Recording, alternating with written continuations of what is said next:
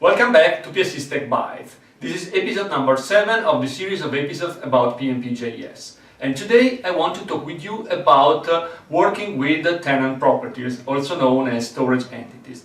Tenant properties are properties stored in a property bag at tenant level, which is actually stored in the app catalog of your tenant, the global app catalog of your tenant. With PnPjs, we have a bunch of methods which allow us to play with the CRUD operations, so create, read, update and delete of tenant properties at tenant level. So let me move to the demo environment. Let me show you how to use these methods to play with tenant properties. So here we are in the SharePoint workbench, and I have a web part through which I can show you how to read and write tenant-wide properties or storage entities. Let's say that we want to create a new property, which can be PSC's tech byte property. This will be the name of my property, and this will be my value. So let me save this property. Let me clear the UI. I can get back the property with its value from the tenant-wide properties collection in a very easy way. How?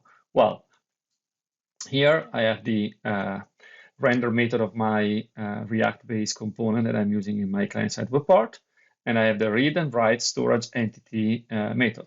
The read storage entity method is really simple. I simply use the sp.webObject of PnPjs, and of course, and like always, I have to initialize and set up the SP object with the SPFx context, for example, in the component mount. And then I simply say get storage entity, and I provide the name of the storage entity or tenant-wide property that I want to read. And I simply set it into the state of my React component.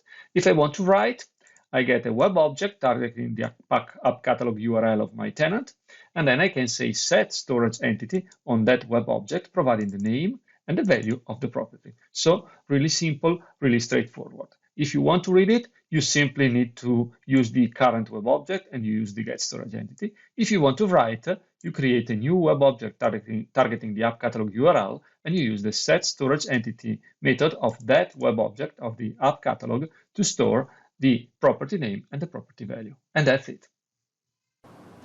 As usual, thank you for watching this video. I hope you found it interesting, and I'm really looking forward to see you next week to talk again about PnPjs. Thank you.